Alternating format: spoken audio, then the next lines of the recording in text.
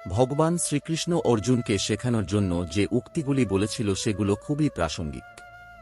আপনি বিভ্রান্তিকর অবস্থায় থাকুন বা দুঃখজনক মেজাজে থাকুন না কেন, ভগবান কৃষ্ণের উক্তিগুলি সর্বদা আপনার কাজে লাগবে, যে কোনো পরিস্থিতিতে মোকাবেলা করতে সহায়তা করবে।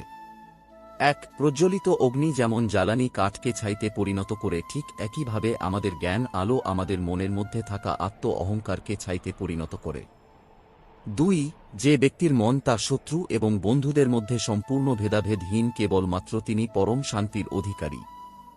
3, মানুষের মনের উপর পূর্ণ নিয়ন্ত্রণ থাকলে সেই স্থিতিতে মনকে বলা হয় আমাদের পরম বন্ধু। ঠিক এইভাবে মনের উপর যদি নিয়ন্ত্রণ না থাকে তবে সেই স্থিতিতে মন হয়ে ওঠে আমাদের পরম শত্রু।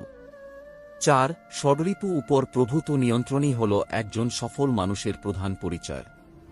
5, অন্ধকারময় সময় হল জীবনে সঠিক আশার আলোর পথ প্রদর্শক। 6, সততার সাথে কর্ম করতে জীবনে বহু বাধা সম্মুখীন হতে হবে, ধৈর্য থাকলে অবশেষে গর্বের সাথে জয় তোমারই হবে। 7, নিজের সাথে সর্বদা অপরের তুলনাই হল মানুষের দুঃখের প্রধান কারণ। 8, নিঃস্বার্থ সেবার মাধ্যমে আপনি সর্বদা ফলপ্রসূ হবেন এবং আপনার সমস্ত আকাঙ্ক্ষার পূর্ণতা পাবে। 9, যা হয়েছে জগতের ভালোর জন্য হয়েছে, যা হচ্ছে জগতের ভালোর জন্যই হচ্ছে, যা হবে তা জগতের ভালোর জন্যই হবে। 10, একজন জ্ঞানী ব্যক্তি পরিচয় নিজের শত্রুর থেকে ঘৃণার বদলে তাকে ভালোবাসা ফিরিয়ে দেন।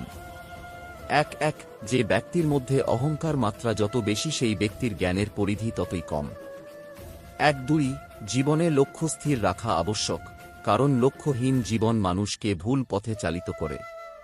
13, লোভ ক্রোধ হিংসা পরম শত্রু, যার উপর নিয়ন্ত্রণ না থাকলে মানুষের মৃত্যু অনিবার্য।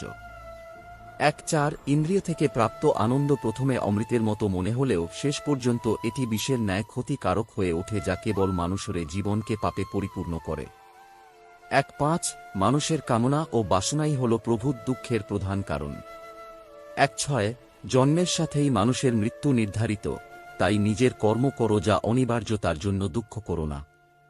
17, জীবন ধারণের জন্য প্রয়োজন কর্ম অবশ্যই সম্পাদন কর্তব্যে, বিনা অহংকারে, বিনা লালসায়, বিনা হিংসায়, কারণ সঠিক কর্ম করা উচিত ভালোবাসা, সহানুভূতি, নম্রতা এবং ভক্তি সাথে। 18, জীবনে কর্ম করে যাও, ফলের আশা করো না।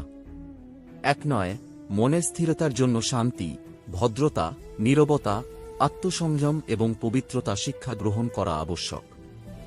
20, কেবলমাত্র স্বার্থ ত্যাগই হল আনন্দ ও সন্তুষ্টির একমাত্র সহজ পথ।